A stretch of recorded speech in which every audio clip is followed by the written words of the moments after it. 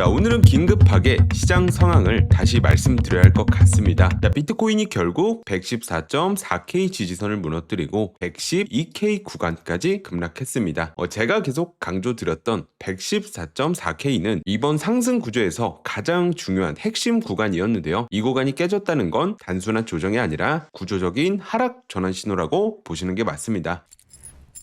자, 먼저 지난 흐름을 잠깐 짚어보면 이 114.4K 지지선은 98K 저점부터 이어지는 상승 피보나치 0.382 레벨이자 과거 저항이 지지로 전환된 자리였습니다. 자, 그래서 여기만 지켜내면 상방 구조가 유지된다는 게 제 관점이었죠. 하지만 오늘 결국 이 구간을 명확하게 이탈을 했고 이 117.8K에서 1차 익절하고 남은 물량은 깔끔하게 손절을 했습니다. 자, 오늘 이 하락으로 초크, 그러니까 즉 추세 전환 신호가 확정적으로 발생했습니다. 자, 이 말은 곧 그동안 이어지던 이 상방 시퀀스가 무너졌고 VOS가 나온 상황이라는 겁니다. 즉 시장의 성격 자체가 상승에서 하락 구조로 바뀌었다고 보시면 됩니다. 자, 그리고 현재 이 112K 부근에서 반등이 나오긴 했지만 이 자리는 ICT 관점에선 이 중요한 구조적 지지 구간은 아닙니다. 그냥 과거에 거래량이 조금 쌓였던 단기 매물대 뿐이고요. 쉽게 말해서 시장 참여자들이 일단 한번 멈춰보자 하는 정도의 자리라고 보시면 됩니다. 즉 여기서 반등이 나온다고 해도 본격적인 상승 전환이 아니라 이 되돌림 성격의 단기 반등일 가능성이 높습니다. 그러니까 지금의 흐름은 명확하게 매도세가 주도권을 쥐고 있다고 보셔야 돼요. 자, 그럼 왜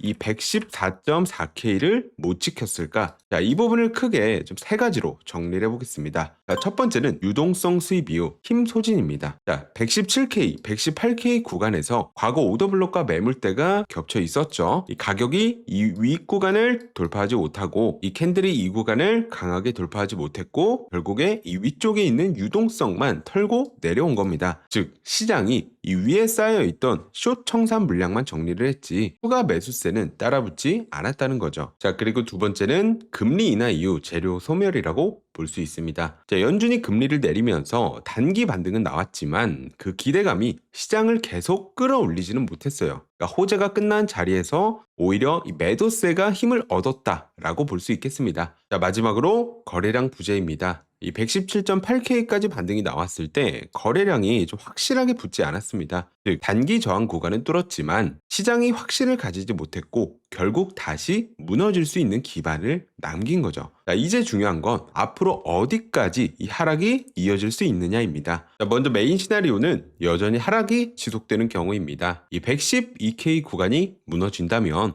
그 다음으로 시장이 가장 먼저 노릴 자리는 이 110K 초반 구간이에요. 여기는 과거에 강한 반등이 나왔던 매수 오더블록 자리입니다. 즉 단기적으로 매수세가 한번 들어올 수 있는 첫 번째 지지 구간이라고 볼 수 있죠. 자, 그래서 시장이 내려오더라도 가장 먼저 이 자리를 테스트하려고 할 가능성이 높습니다. 자, 그런데 만약 110K 구간마저 무너진다면 이 아래에는 아직 채워지지 않은 이 4시간봉 FBG가 107K 부근에 남아 있습니다. 시장 참여자들이 의식할 수밖에 없는 빈 공간이기 때문에 결국 이 자리를 메우려는 움직임이 이어질 가능성이 높습니다. 정리하면 110K에서 107K까지 뭉뚱 그려보는 게 아니라 110K 오더블록 구간에서 반등 시도, 이 구간에서 지지 실패 시 107K FBG 탐색, 이렇게 단계적으로 보는 게 훨씬 더 현실적인 시나리오라고 판단하고 있습니다. 자, 반대로 단기 반등이 나올 때의 그림도 생각해 볼 수 있습니다. 이 112K에서 매수세가 강하게 들어오면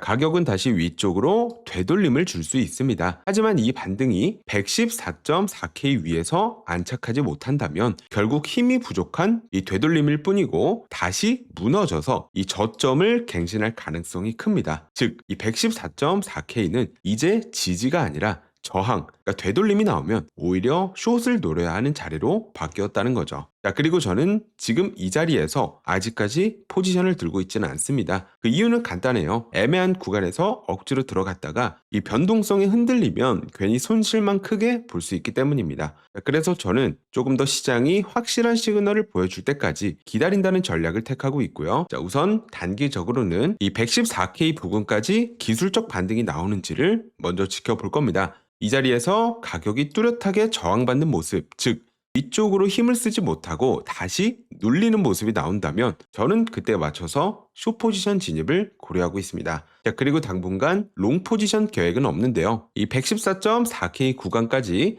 거래량을 동반해서 강하게 회복하는 흐름이 나오지 않는 이상 이 구간에서 성급하게 바닥을 잡는 건 위험하다고 보기 때문입니다. 자, 정리하자면 지금은 하락했다고 바닥이라 생각하고 무리하게 휘둘리면서 포지션을 잡는 게 아니라 이 114K 부근에서의 저항 확인 후 숏 포지션 진입이라는 명확한 시나리오 하나, 그리고 혹시라도 이 114K 구간을 강하게 회복한다면 그때는 숏 비중을 줄이고 단기 롱 포지션을 고려하는 정도, 이 두 가지만 준비해두고 있습니다. 저는 이게 지금 상황에서 가장 합리적인 대응이라고 보고 있어요. 자, 아마 많은 분들이 지금 시장에서 여기서 지금 숏을 따라가야 하나 아니면 지금이라도 반등을 잡아야 되나 이런 고민을 하고 계실 겁니다. 저는 분명하게 말씀드릴 수 있습니다. 지금은 기다림이 최고의 전략입니다. 확실한 구간이 나오면 그때 진입해도 늦지 않습니다. 제가 영상에서는 큰 흐름만 말씀드릴 수 있지만 실시간으로 구체적인 진입 구간과 대응 전략은 이 텔레그램 관점 방에서 바로 공유 드리고 있습니다. 실시간 대응이 필요하신 분들은 참고해 보시면